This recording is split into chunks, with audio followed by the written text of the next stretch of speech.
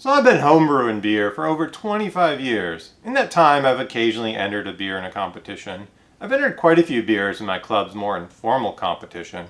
Well, for the first time, I really targeted a local competition to see how I could compete. So I entered 4 beers in the 2021 Dominion Cup down in Richmond, Virginia. So how did I do? Well, I got some decent scores. I got some good feedback. I may even got a medal or 2, and maybe a little something extra. So if you're curious about entering beers in competition and want to learn a little bit from my experience, or if you just want to figure out if I actually know how to brew beer, well, stick around and let's get brewing.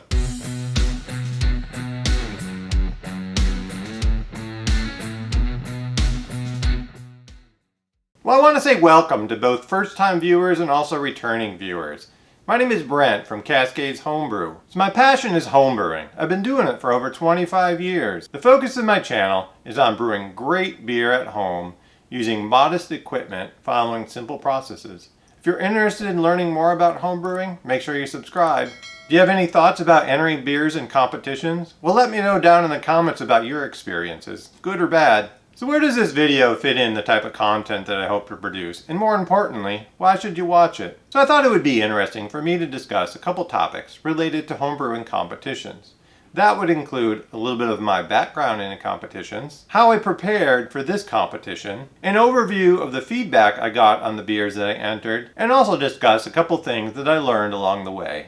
So I mentioned earlier, I've entered beers in competitions randomly here and there. Most of the time it was just, oh, what beer do I have around that doesn't suck? Do I have something on tap? Does it fit into a category? I didn't put a lot of effort or planning into my competition entries. I have put quite a few entries in my club's competition. They're a little more informal than, say, an AHA national competition, but they are still judging beer to specific guidelines, so I've got that experience. So in late 2018, I got back into homebrewing after taking a break. I guess part of it I was burnt out was I don't think I was brewing beers that were any better than what I could buy at the store or at the local brewery. So at that point, I put time and effort into improving my process with the goal of improving both the quality and consistency of my beers. So part of that improvement process was focused on a couple house recipes. These were styles that I really enjoyed drinking, and I wanted to be able to brew a good one. So part of that effort was several iterations, looking at recipes, looking at ingredients, looking at yeast, looking at fermentation, trying to really dial in my process for those recipes. So I talked about that a little bit in my Building a Saison video. It doesn't seem to be that popular of a video, but it's got some interesting content, so watch it when you're done with this one. So 2020 rolled around, and I was ready. I had 4 beers ready for a local DC area competition. Well, if you haven't heard, a pandemic hit us. So 2020, most competitions were shut down, and all the regional ones, even through the spring of 2021. Well, in mid-2021, I heard that Dominion Cup in Richmond, Virginia was a go, so I decided I would target that competition. So with a couple months of lead time, I was able to prepare for the competition. So I focused on 4 of my house recipes. Those were an English Porter, an American IPA, a Belgian Saison, and a Belgian Dubbel. Well, I'd also thought about entering a pale ale in the competition, but I was limited to only 4 entries. The Saison specifically wasn't brewed for the competition. I had brewed a Saison just before I heard about the competition. I thought about trying to fit a Saison into my brew schedule, but it just wasn't going to happen. So I kind of figured that the one that I brewed would be a good one to enter. It was pretty tasty, and I figured a couple months of aging would do it better. But getting back to my point on the competition, these were all beers and recipes that I had brewed several times before. These were also recipes that I designed with the idea of fitting into competition style guidelines, which is an important factor I think that a lot of people overlook. And these were also batches that I brewed specifically for the competition. They weren't just stuff that I had laying around. Note that I have videos for each of these entries that I brewed. So if you're interested in more information about the recipe or the brew day, be sure to check out those videos. They're all recipes I'm proud of, and I would be happy for you to brew them. So I want to go over the feedback that I got on the beers and my scores. So basically what I got for each entry was 2 filled out score sheets. They took those scores and then rolled them up into one common score. I got an indication of whether I advanced to a mini best of show, and then in my final results in the competition. Here's an example of the sheets that I received. Looking at the cover page first, the text in the left and right columns is information on how to interpret the feedback from the judges. I won't cover that in detail here, but it's useful on what you should expect in each section of the score sheet. The center section has some more entry-specific information. I can see that I was the second beer judged in this flight, which is useful information to know. My final score was a 35, which came from a 34 and a 36 on the individual score sheets. If this beer had moved to a mini best of show for the style group, that box would be checked. If the beer advanced in place in the top 3, well, that would be indicated in the place awarded box. This specific beer did not advance or place. Now looking at one of the completed score sheets, the upper left section will have information about the judge. This usually includes a name, rank, and email address. I removed the name and email from this image. The judge used a label that included his rank, otherwise one of the boxes would have been checked. The judge can use the descriptor checkboxes as needed. Often these are flaws, but sometimes they can be appropriate for the beer. In this case, estery is checked, which is generally fine for a double. The right-hand column contains the meat of the score sheet. This is where the judge should enter comments in a score for aroma, appearance, flavor, mouthfeel, and overall impression. Hopefully the comments will back up the score that is given. Note that the bottle inspection section at the top is not scored, but I've heard that the initial impression of the bottle can influence how the judge scores the entry.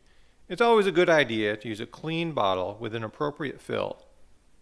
The scoring guidelines section is a quick reference for the overall score mapping. The box on the right provides an area where the judge can quickly rate the beer for stylistic accuracy, technical merit, and intangibles. This provides a little more background on the comments and the scores that were given. So I'm going to go over the beers. I'm going to cover them in my lowest score to my highest. The first one we want to talk about is my American IPA. So the feedback from the judges was pretty consistent with the feedback that I gave myself when I evaluated the beer. The judges gave a lot of positive comments. They commented on the grain character, they commented on the color. There were a lot of comments related to the hop character and the aroma. They got pine, they got lemon, they got citrus flavors, some mango. One judge mentioned New World, even though these were very classic American hops. The negatives were kind of, again, lined up with what I had got. They got a little bit of a solvency, kind of astringency, maybe a little bit too bitterness. So of the suggestions I got specifically, one was about more gypsum, more minerals. I'm not quite sure if I'm on board with that. But lowering the bitterness was probably my big takeaway, and trying to figure out if that astringency is something. So how did I do? So I scored as 34 with that beer, which is a pretty decent score.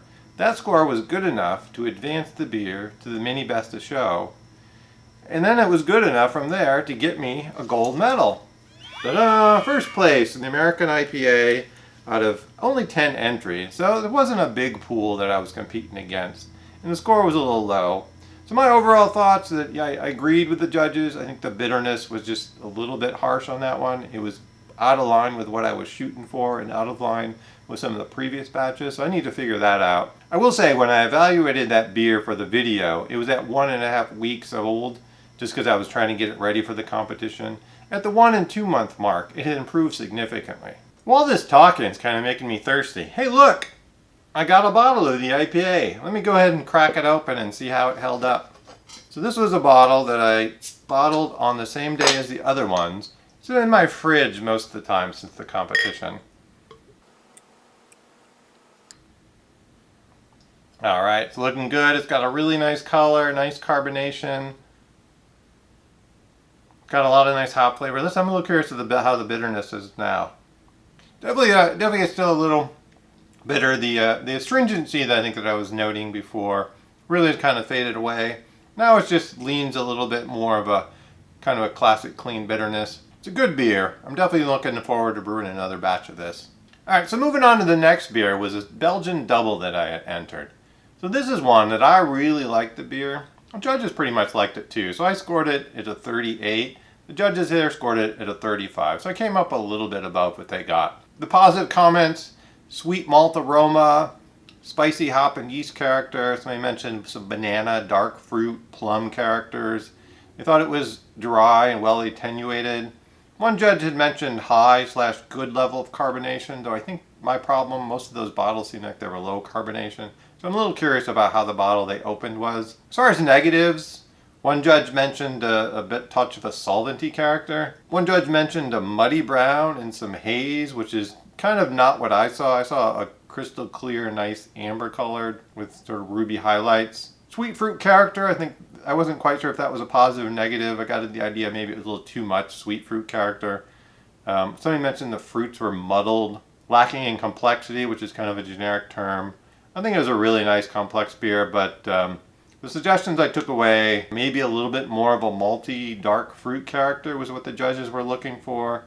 And then, more complexity, if that's something. So how did that one do, right? So I mentioned I scored a 35, which again, a point higher than the IPA. So it did not move to the mini best of show, and it did not place. And it's kind of interesting. It was a category, a Belgian strong with 10 entries. And in that group, they did not even award a third place. They just awarded a first and a second place. And interestingly, both of those went to Trappist singles, which is a style you'd think would not compete well against other than the sort of Belgian strong category. I guess it was kind of interesting to think that the judges didn't think my Dubbel was even good enough for a potential third place. So my thoughts on the beer: it's a beer that I really like drinking. I would brew the exact same recipe again. If I wanted to tweak it a little bit for a style and to do well in competitions, I might need to bump up a little more of the dark fruit character. I could potentially use some dark Belgian sugars, potentially bump up maybe a little bit of the Special B or maybe some other darker grains. So the next beer down the list was the English Porter. This was a beer that I really liked. I gave it a 44. I knew that was probably higher than I could expect. Judges gave it the same 35 as the Dubbel. Lots of positive comments: toasty, nutty, roasted chocolate aroma, good color clarity, good mouthfeel, creamy, low astringency. The negatives were a little bit related more toward, did it fit the style? They kind of said aroma was too full for the style, a bit warm, which I think maybe means too alcoholic for the style, which I think the ABV on that one was pretty in guideline. Kind of mentioned some just American porter qualities: dark roasted, burnt character, too much dark roast for the style. One judge did mention some oxidation. I'm not sure if that was there. It's a style that's oxidation would be hard to pick out.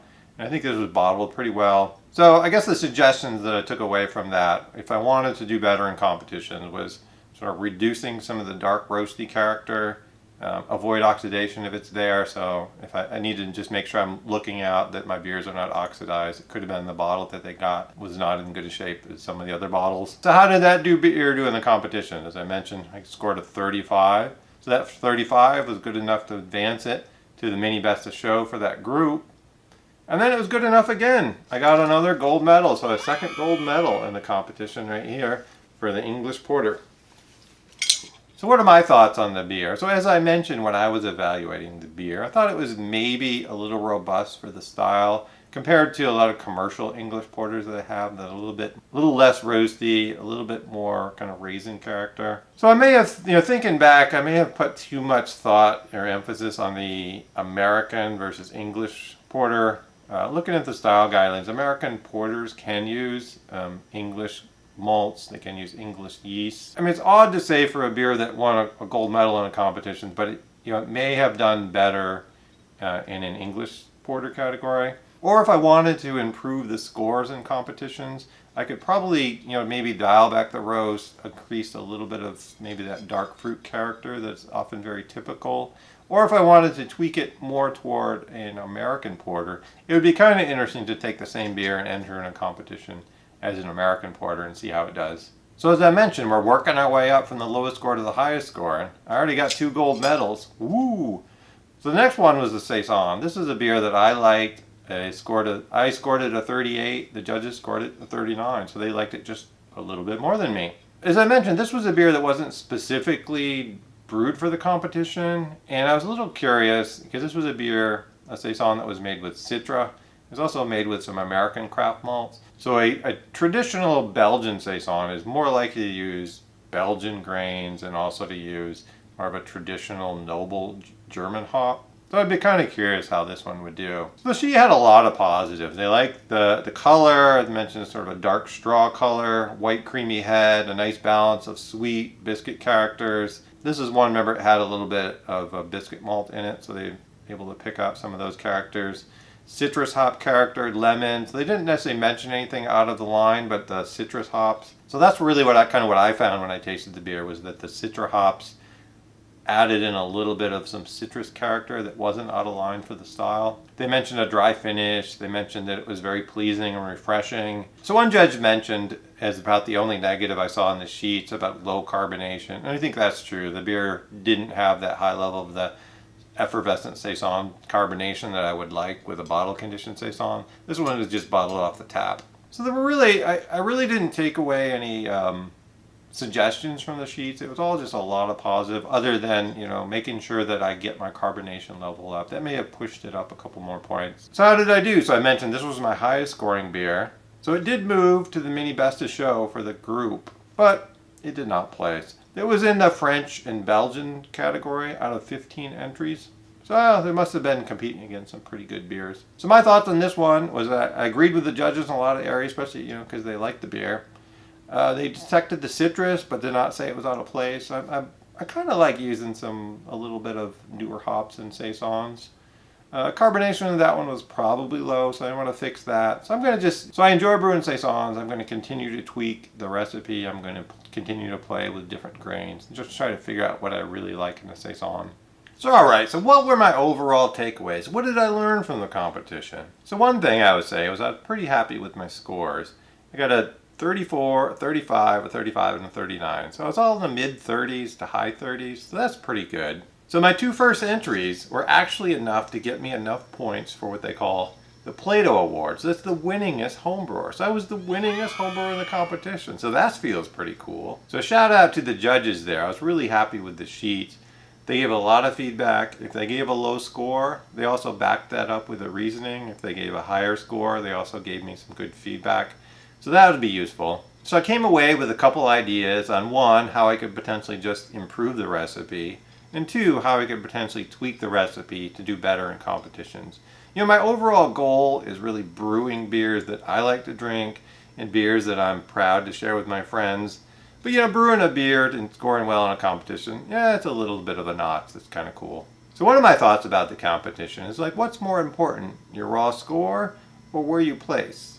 Do you win medals or do you get big scores? So as I mentioned, I entered 4 beers in the competition. One was the IPA, which scored a 34, which was my lowest score, but it got first place in a gold medal. The highest scoring beer I had with the Saison was scored a 39, and it didn't even place. So what may cause that discrepancy? So the first possibility I think of is just that the different judges had different mindsets on how they apply scores. It could be that the judges that were judging IPAs in that category were just a little bit more stingent with how they awarded points. Or maybe they, in general, just scored the beers lower. And it could be that the judges at the Saison table were just a little bit more generous. So that 34, 39, maybe you can't compare them directly. So the other possibility is that the Saison, which was my highest scoring beer, really was the best beer I entered. But the other beers that were at that table were just better. I had more competition.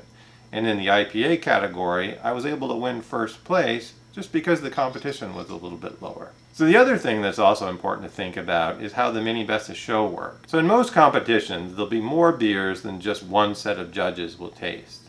Or they'll combine categories together. So beers that make the first cut then go to a kind of a taste-off. So at that point, there's no scores given. It's just a side-by-side comparison where the judges determine which one should go into which place. So part of the scoring is just getting enough points to advance that mini best of show, and then winning medals is potentially just having a beer that stands out at that mini best of show. So it could also be that the IPA, maybe that hoppy, bitter character that is maybe a little bit strong when you're drinking a full pint, just made it stand out a little bit more. Where the Saison, maybe it just was a little kind of common Saison, so it didn't stand out. And the other thing with scoring you got to think about too is that different judges just give different scores based on where your beer shows up in the lineup, what that judge is tasting. I have a friend who said he had a beer judged by the exact same judge in 2 different competitions and got drastically different scores. So overall, was it a positive experience for me? Yeah.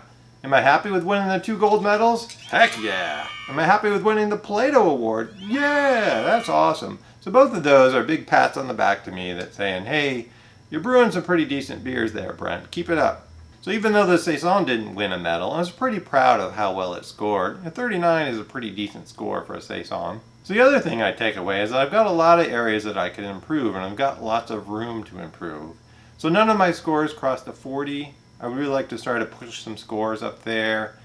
It's hard to beat, winning as a brewer, but I would be more proud to win gold medals with beers that are scoring in the 40s. So I got a lot of good valuable feedback. I got a lot of opportunities where I can improve my beer. And as we step it up to larger competitions, this was a competition with 300 entries. If you're looking at the AHA Nationals, you've got 100 and 150 entries per style. So winning a gold medal out of 10 entries is not quite the same as placing at Nationals out of 150 entries.